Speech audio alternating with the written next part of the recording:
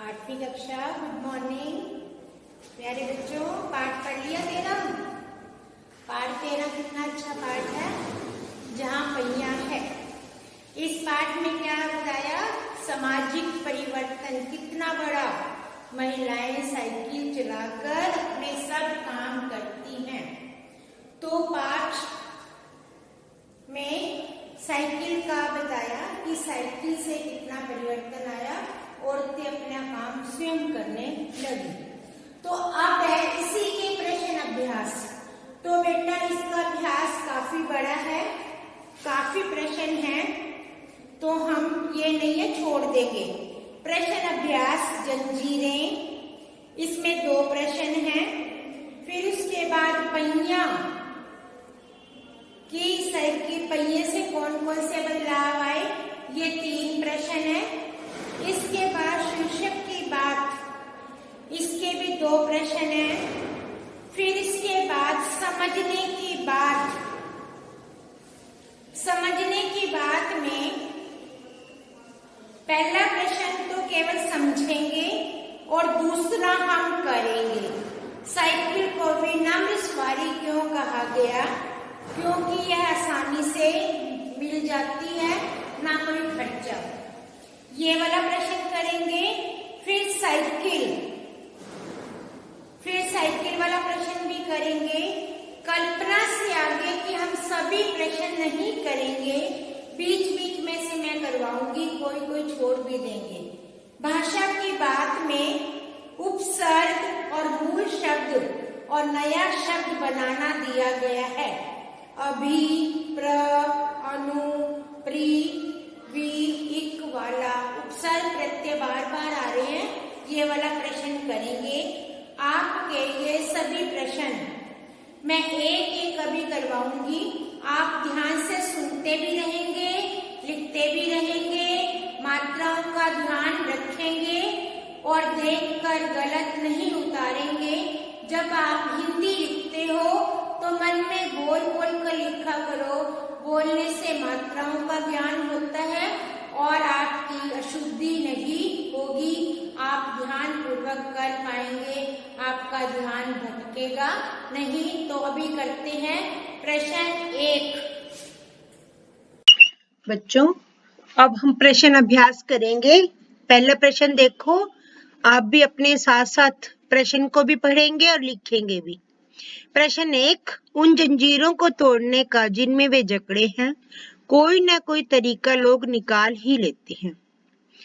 आपके विचार से लेखक जंजीरों द्वारा किन समस्याओं की ओर संकेत कर रहा है? इशारा करना, संकेत करना।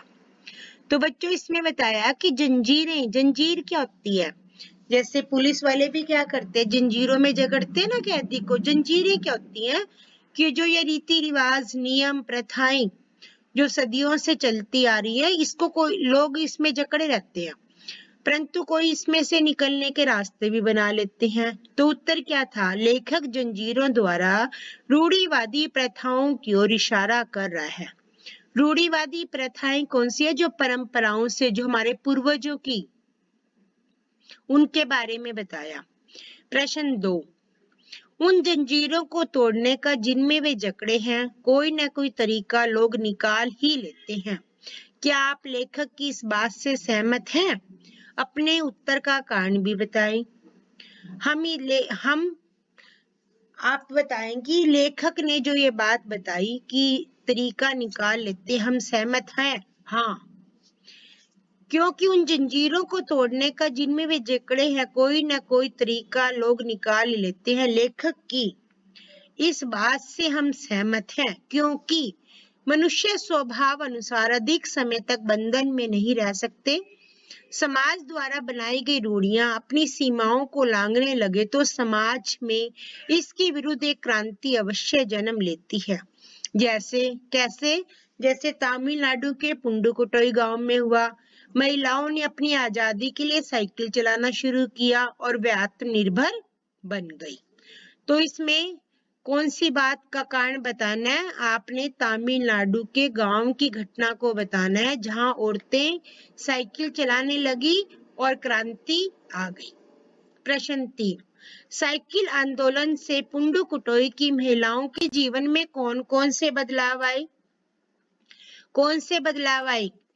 कि उनके जीवन में अनेक बदलाव आए। नंबर 1, वे आजादी का अनुभव करने लगी, उनके लिए आजादी जागृत हुई। दूसरा, जो वो खेतों में उत्पाद होते थे, चीजें पैदा होती थी, तो वे समीपवर्ती मतलब पास वाले गांवों में बेचकर पैसा कमाने लगी, जिससे उनकी हालत सुधर गई, वे आत्मनिर्भर बन गई। नंबर 3, समय की भी बचत हुई और श्रम की भी बचत हुई। नंबर 4, स्वयं के लिए आत्मसम्मान की भावना उनके अंदर पैदा हो गई।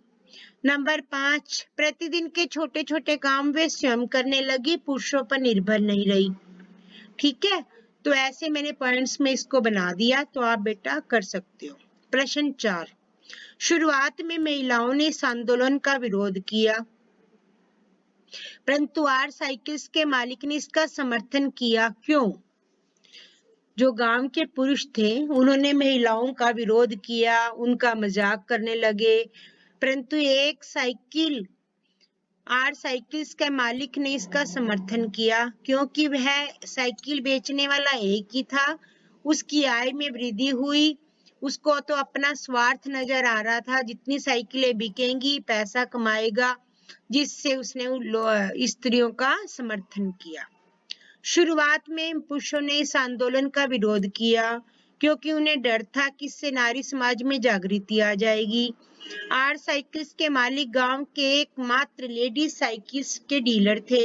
इस आंदोलन से इनकी आय में वृद्धि हुई, इसलिए स्वार्थ के कारण आंदोलन का समर्थन किया। ठीक है, बिल्कुल आसान प्रश्न है ये। प्रश्न 5, शुरुआत में इस आंदोलन को चलाने में क्या क्या बाधाएं आई? क्या क्या बाधाएं आई? सबसे पहले फातिमा ने इस आंदोलन की शुरुआत की थी, तो उसे बहुत कठिनाइयों का सामना करना पड़ा। उसे लोगों की फफ्तियां सुननी पड़ी। फफ्तियां गंदा मजाक करते हैं ना लोग, गंदा भद्दा मजाक जिसको बोलते हैं। फातिमा मुस्लिम परिवार से थी, जो बहुत रूढ़िवादी होते हैं।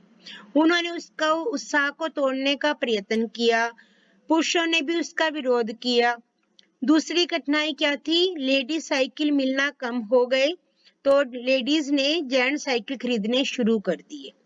अनेक कठिनाइयों का महिलाओं ने सामना किया। प्रश्न 6, आपके विचार से लेखक ने इस पाठ का नाम जहां पहिया क्यों रखा होगा?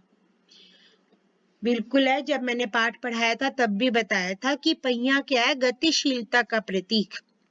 और पहिए के आने से जो उस गांव में एक आंदोलन चला, आंदोलन भी क्या है? गतिशीलता का प्रतीक ही होता है। लेखक ने इस पाठ का नाम जहां पहिया इसलिए रखा होगा क्योंकि तमिलनाडु के पुंडुकोट्टई गांव में साइकिल चलाना एक सामाजिक आंदोलन था। सामाजिक आंदोलन का अर्थ होता है समाज के द्वारा चलाया जाने वाला आंदोलन। पहिए को गतिशीलता का प्रतीक माना जाता है और साइकिल आंदोलन से महिलाओं के जीवन में गतिशीलता आ गई। आ शब्द छूट गया, इसमें लिख लेना।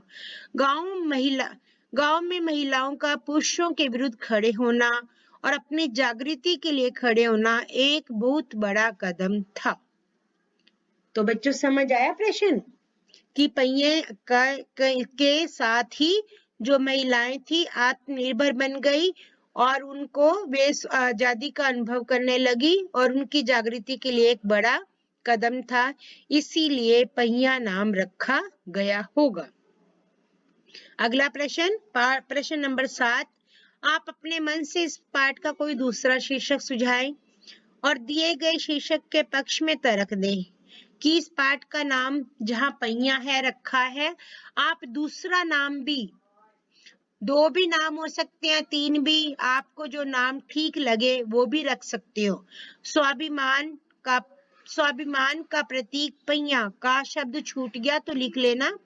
स्वाभिमान का प्रतीक पहिया, गतिशीलता का प्रतीक पहिया, स्वाधीनता का प्रतीक पहिया, आजादी का प्रतीक पहिया।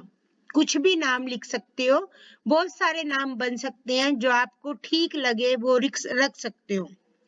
इस पाठ के लिए उपयुक्त नाम हो सकता है क्योंकि साइकिल आंदोलन से महिलाएं अपनी स्वाधीनता और आजादी के लिए जागृत हुई, कृषि उत्पादनों को समीपवर्ती गांवों में बेचकर अपनी आर्थिक स्थिति सुधरी और आत्मनिर्भर बन गई। आप इसलिए आत्मनिर्भरता का प्रतीक पहिया भी रख सकते हो इसका नाम, ठीक है। आजादी का प्रतीक पहिया भी रख सकते हो। ऐसे बहुत सारे नाम इस पाठ के बन सकते हैं, जो आपको ठीक लगे वो आप लिख सकते हो। जरूरी नहीं है जो मैंने लिखा वो ही आप लिखेंगे। फातिमा ने कहा, प्रश्न 8, मैं किराए पर साइकिल लेती हूँ ताकि मैं आजादी और खुशहाली का अनुभव कर सकूं। साइकिल चलाने से फातिमा और पुंडुकुटोई की महिलाओं को आजादी का अनुभव क्यों होता होगा? फातिमा ने क्या बताया था कि क्योंकि वो साइकिल नहीं थी उसके पास, तो वह रोज किराए की साइकिल लेकर उस पर घूमती थी और अपने आप को आजाद महसूस करती थी। उत्तर सुनेंगे। फातिमा के गांव में पुरानी रूढ़िवादी परंपराएं थी। वहां औरतों का साइकिल चलाना उचित नहीं माना जाता था। उचित मतलब ठीक। इन रूढ़ियों के बंधनों को तोड़कर स्वयं को पुरुषों की बराबरी का दर्जा देकर फातिमा और पुंडुकुटोई की महिलाओं को आजादी का अनुभव होता होगा। अर्थात महिलाएं साइकिल चलाकर अपने आप को स्वतंत्र महसूस करती थी और उन्हें खुशी का भी अनुभव होता था। और इस पाठ में बार बार यही बताया, महिलाएं आत्मनिर्भरता का भाव भी उनमें जाग गया। भाषा की बात में एक ही प्रश्न है। उपसर्ग प्रत्ययों के बारे में आप जान चुके, आपने व्याकरण में भी पढ़ा है कि उपसर्ग कहाँ लगते हैं, प्रत्यय कहाँ लगते हैं और मूल शब्द के साथ इन दोनों का प्रयोग कहाँ होता है और नए शब्दों का निर्माण कैसे होता है।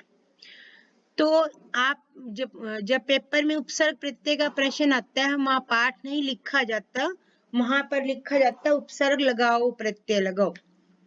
अभी, अभिमान, अभिनव, अभिसार।